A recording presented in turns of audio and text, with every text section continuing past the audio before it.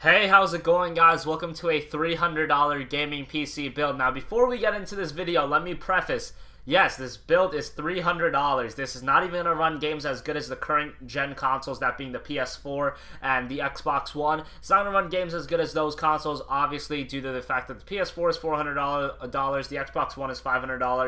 This is a $300 gaming PC build. What I tried to aim for with this build was, you're going to be able to run games like WoW, League of Legends, some lower key titles, COD 4, stuff like that at 1080p, decent settings, and decent frame rates. Even if you do play a game like Battlefield 3, you can play that game at like low settings at 30 FPS. But what I did do in this build was I left the door open for upgradability options. If you do want to add a graphics card down the line, you can with this build. Now, this is a really great option for those of you that want to test the waters of PC gaming but don't want to go all in and drop, $500 on a build. You can drop $300 with this, and then you can pick up a graphics card if you are liking PC gaming down the line, and you will have a fully functional build that's going to run games pretty well. So let's get right into this video. To start things off with the CPU, I went with the APU route. I went with the AMD A8-5600K Trinity 3.6 GHz, 3.9 GHz turbo, socket FM2, 100-watt quad-core desktop processor. Now, I was looking at some of the other Kaveri, I believe that's how you say it, APUs, but those are just a little too expensive, and you can't fit those APUs in a $300 budget. I believe the cheapest one I saw was about $135, so, in a $300 budget, that's pretty much 50% of the price right there. You couldn't really fit that in, but this AMD A8-5600K is a solid APU. For $100, it comes with the AMD Radeon HD 7560D integrated, and in some retailers you actually get a free copy of Saints Row 4 for free with this CPU, so that's a pretty decent value. I think Saints Row 4 is a pretty decent game. Not exceptional by any means, but it is decent, and for free, why not? And with this APU, you're going to have the option down the line if you want to crossfire the integrated GPU of this APU with a dedicated graphics card like a 6670, I believe the 7750 might work, a couple graphics cards like that. The lower key graphics card, you're going to be able to crossfire it, and it actually offers pretty decent performance if you want to, drop the extra $70-$80 for a decent graphics card. Moving on to the motherboard, I went with the Asus A55M-E FM2 motherboard. It's an AMD A55 motherboard. $55. It's a decent motherboard. It's going to offer everything that you need and pretty much nothing else.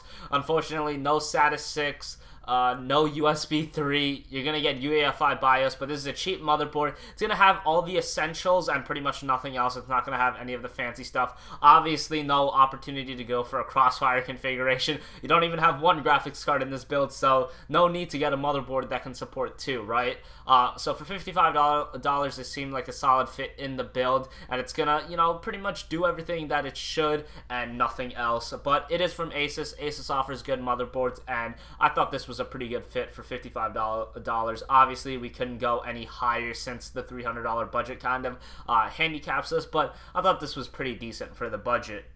Moving on to the RAM, which is very important as far as APUs go, because if you have low clocked RAM, what that does is that's going to hamper the APU, the integrated graphics of the APU. So I would recommend get 1600 megahertz, and if you have the money, even get 1866. In this build, I was only able to fit in 4 gigabytes of RAM, G.Skill Value Series 4 gigabytes. This is at 1600 megahertz. This is about $38.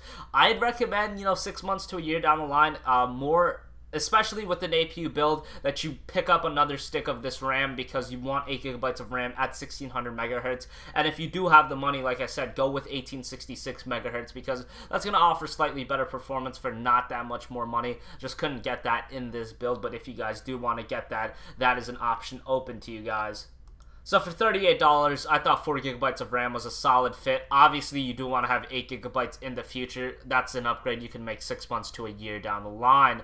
Moving on to the power supply, I went with the Corsair CX Series CX430. It's a 430 watt, 80 plus bronze certified power supply. Now, no need to get something like a CX600, a TX650, anything like that, those 600, 700 watt power supplies in this build.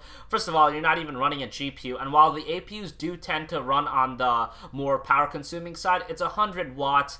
The rest of the build is not going to run 300 watts. You will have the upgradability option of adding a low-key graphics card like a a 6450, 6670, something like that, that will offer a dual GPU with the integrated graphics. So that is an option in the future that you guys can take advantage of with the CX430. But if not, the 430 watt is going to power the build without a graphics card, no problem. And like I said, if you do want to add a low-key graphics card, the option is open to do that.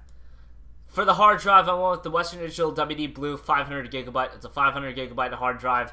Couldn't go with a terabyte in this build, obviously, but 500 gigabytes is still a decent amount of storage. Thought this would be pretty good for the build, and you guys that are building a $300 budget PC, you're probably not in the market to mass buy a bunch of Steam games, even if they are on sale, unless, you obtain games in other fashions. Let's not get into that for now, but yeah, 500 gigabytes I thought was enough for this build, especially at a $300 budget. That's what the PS4 is running, and I believe that's what the Xbox One is running as well. So 500 gigabytes seemed like a solid fit in this build.